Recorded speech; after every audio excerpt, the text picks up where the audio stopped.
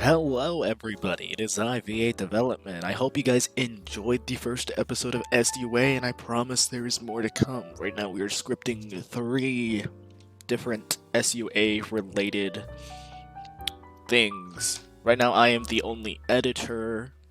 I have 2 other scripters, and we have a whole bunch of VAs, which is great.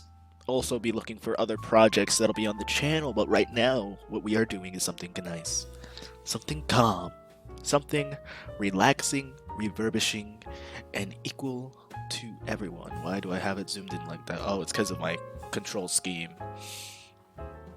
I should have thought my recording through before I went for it. Today I will show you how I create my characters for Dungeons and Dragons, and we're starting on a clean slate, my new Dndbeyond account. Yes, I'm using the website Dndbeyond. It's not sponsored because my channel's too small to be sponsored. Now, I am unsure if my Dungeons and Dragons stuff will be posted to this channel or if it'll be posted to another channel. So stay tuned for that. Let me know what you guys think in the comments below. But today I'll be showing you how I go through creating a character on this website. If you guys want other versions of how to create simple character sheets, how to create characters in general, let me know. First, you hit the create a character button because that's how you get started. We're gonna go with standard because I don't know. So, a Nerds with Dice character, that's what I named this account, Nerds with Dice. And I'm gonna leave the name as blank because I don't know what to put it as. I'll enable all this extra content except for the Rick and Morty content because oh, wait. I don't know. So you can set your stuff as XP or milestone for your XP game. I like to put in a base XP value so I can do my thing. My hit point type could be fixed or manual. Fixed would automatically increase that BS for every diddle, and manual you'd have to manually put in the XP. I'm leaving it as fixed because it means less work for the DM who is watching over all the character sheets. Well, of course, less work for the players making small edits to their character sheet. I mean, obviously, if there's some stasis, some effect, some curse, you gotta set it to manual to change their health, but other than that, allow feats and allow multi-class requirements have to be a thing. This just lets you throw levels wherever the hell you want, I guess. I don't know. I'm not that big D&D nerd, I'm just that small guy getting back into it after only playing 2nd edition. Yay! Ignore coin weight?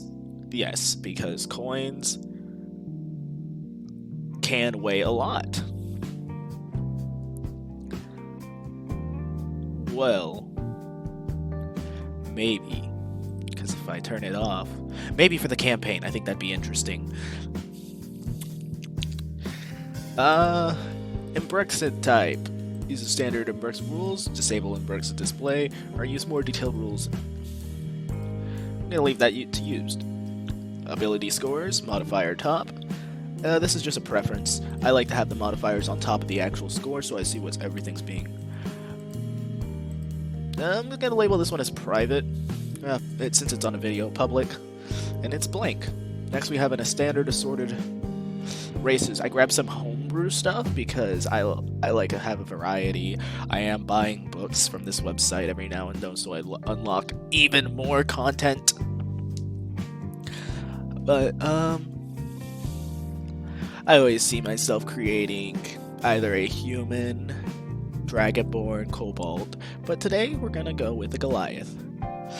The Goliath has a +2 strength, +1 constitution. It's a natural athlete, stone endurance, and powerful build, mountain born. So it's got this. Goliaths have a lifespan compared to humans. They enter adulthood in their late teens and usually live less than a century.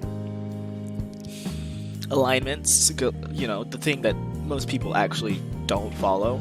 Goliath socially clear roles for the task. It has a strong lawful bent. Goliath's sense of fairness, balance, and empathize on self-sufficient persons and accomplices pushes them towards neutrality. So a cosmic neutral character or a chaotic good, or you know, just neutral in general. Cosmic good, cosmic neutral, cosmic evil, whatever. 7, 8 feet tall. I'm gonna make sure mine's around that 7. Have a shorter Goliath, maybe a 6'9". Size is medium, alright. And a base walk-in speed of 30. Natural athlete gives us a proficiency in the athlete skill and stone endurances. You can focus yourself and occasionally shrug off injuries. When you take damage, you can react. You can use a reaction roll D12, add your constitution modifier to the number roll, and reduce the damage that by total. After you use the trait, you can't use it again until you have finished a short or a long rest. So what that means, for those who don't know, is you can say, I rest.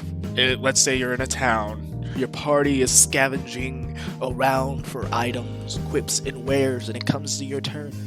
Let's say in the previous battle you were going to take 4 damage, but you successfully nullified most of the damage, but you're scared you're going to get into a fight, scared that you're going to get hurt.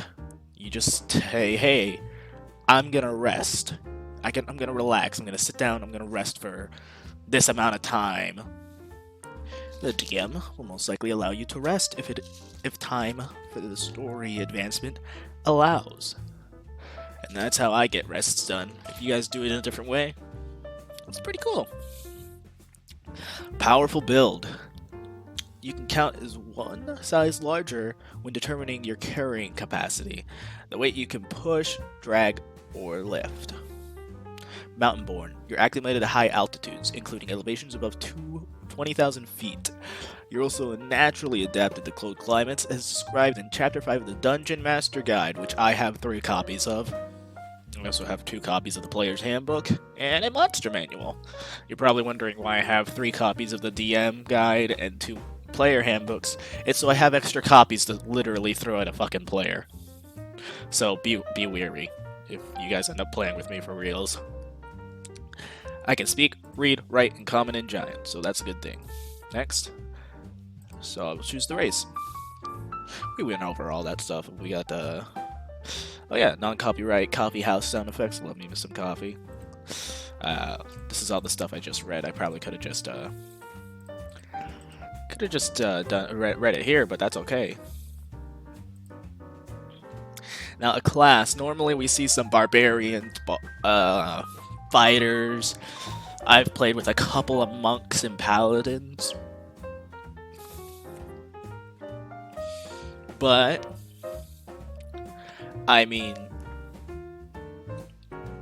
it's all selective when it comes to this kind of stuff. I like playing magic users and paladin, like anything that can use some sort of a semblance of a spell.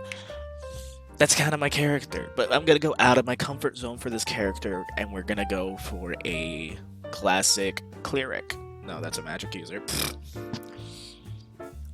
Yeah, let's I'll go full on. You see, I just said I'm not gonna use magic, and then I said I'm gonna go cleric. I've never played a cleric before, so that would be getting out of my comfort zone when it comes to character creation. But because we want to stick to a stereotype of Goliaths, I will go for a nice passive monk. Is what I would say if I wasn't going fighter. Ha! So fighter, D10 hit class, primary ability to strength or dexterity. I'm pretty sure in the next tab it'll let me read all of this to you guys. So we're gonna hit add class. So hit points are D10 plus 10 to my Oh, my health is going to be 10 plus my constitution modifier. And hit points at high level are 1d10 or 6 plus your constitution modifier per fighter level after first, which is always good. This thing just manually sets it to that, but I'm pretty sure if I set it to manual, it will allow me to roll. So I'll quickly go to home, and we'll go to manual.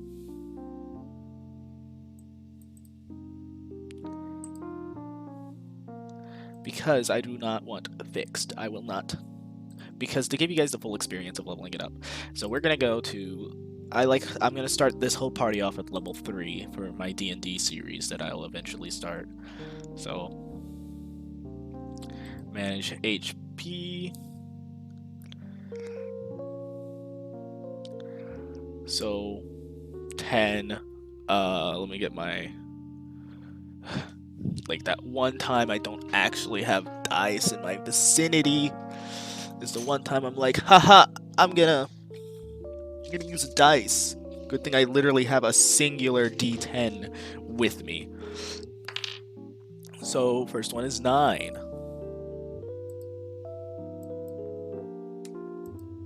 That wasn't it.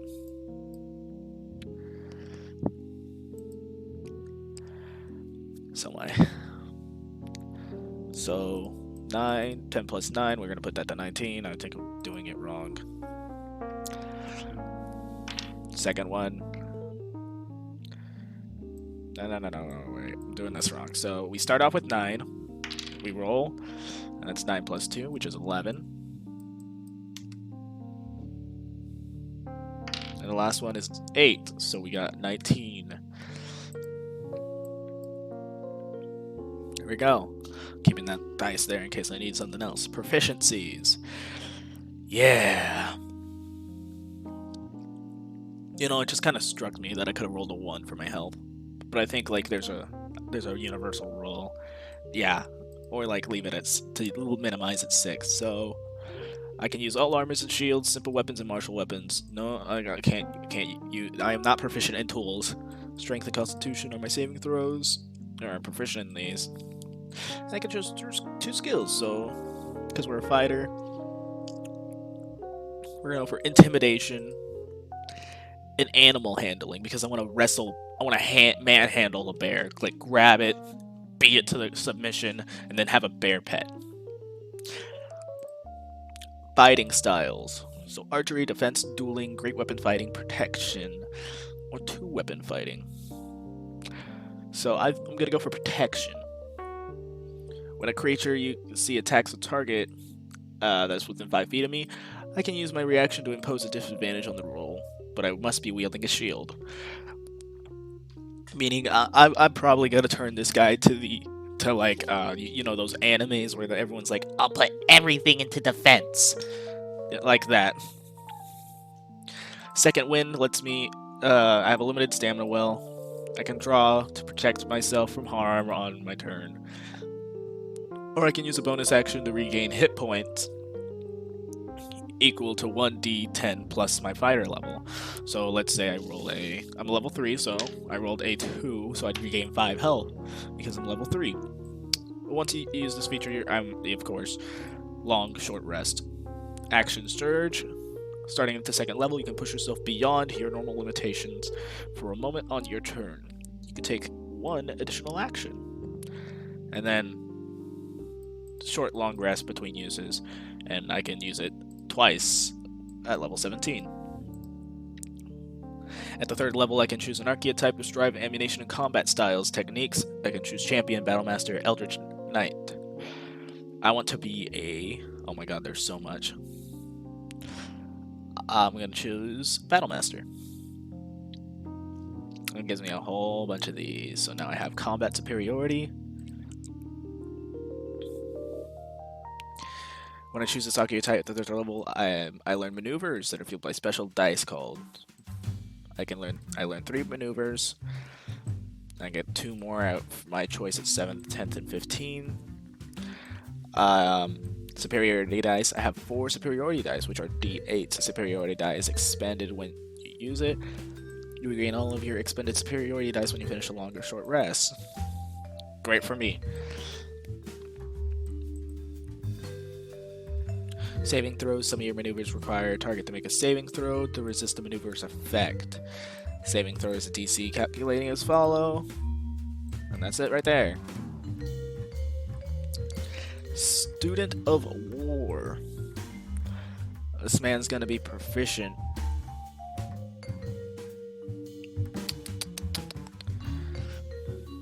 Whoa. This man has a hobby to wood carve.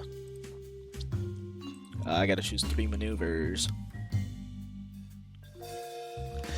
So let's go for parry. No. Not parry. Let's go for rally. Trip attack. And a lunging attack.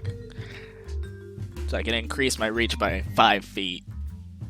Which, imagine this whole... I mean, I was like, I'm gonna start off with this guy looking little, but the way I'm building him, I want him to be a little bigger. This hulking guy that's just lunging towards everyone with a giant shield. And then available with 15. So that's the class done. Next.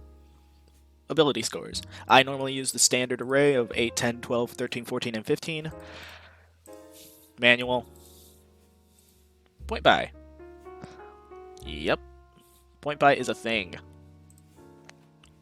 But I will use standard array for this. Since this is Goliath, I want strength, dexterity, constitution. Intelligence doesn't have to be big. Charisma, And let's make him a little wise, so if he won't walk into a whole bunch of shit repeatedly. That's the build I will use. And for my campaign, I'll probably have everyone roll 3d6s for each, 4d6 for each stat, drop the lowest number, and add up the 3 to make their stat. So possibly lowest roll can be 3, highest roll can be 18. So we don't have any overpowered 20 boys. Now that we have a name, he's a Goliath, he's a fighter, and he hulks towards everything. I'm gonna name him Damien. Why? Because it was the first thing that popped up in my head. Background. Custom background, City Watch, Criminal Spy, Entertainer, Folk Hero, Far Traveler is the one we will go with. Almost all the common people and other folk that I encounter along the Sword Coast or the North, they all have in common. They live out their lives with without ever traveling more than a few miles from where they were born. You aren't one of those folks. You are a distant place so remote that few of the common folk in the North realize that it exists. Chances are good. The chances are good, even if some people you meet have heard of your homeland, they know it merely of name and perhaps a few outrageous stories. You've come to this part of Faerun, which will not be the country we use, and I might let them use custom backgrounds. Travel for your own reasons, which you might or might not choose to share. Although you undoubtedly find some of the land wave strange, discomforting, you can also be sure that some things in its people are granted to you new wonders that you've laid eyes on before. By the same token, you're a person of interest, for good or ill, to aid those around you almost anywhere you go. Tool proficiencies,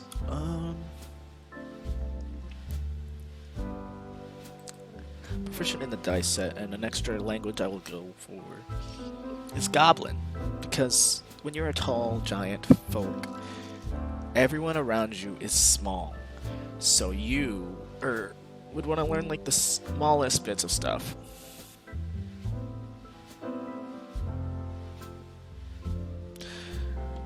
Sorry, I got lost in the music. All eyes on me. Ancient mannerism, visitor speaks, everyone tends to look. So yes, this is why I mainly grab this one, because everyone will glance towards you. Because a Goliath in a human town, off-putting. I apologize about that. It's like the Ass Crackodon. Suggest his characteristics. I am not going to put any of these, is what I would say if I didn't have a dice.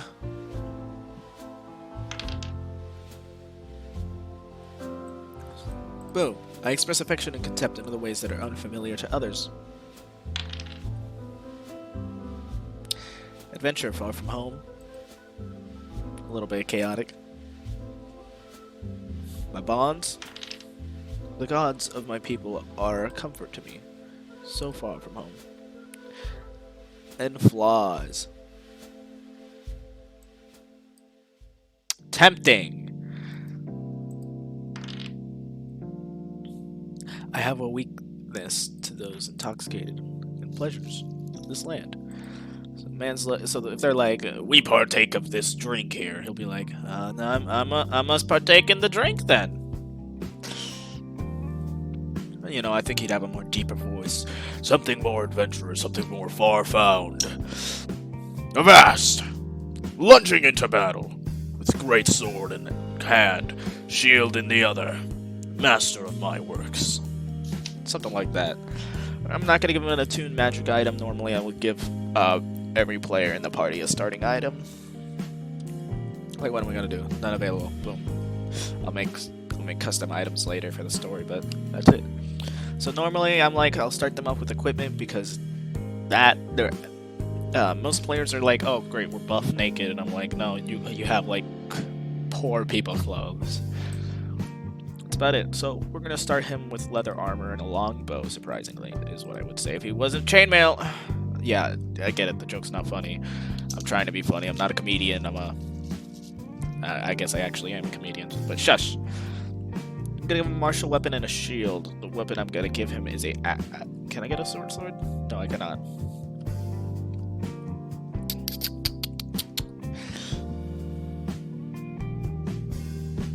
Oh yeah, I can. It's right there.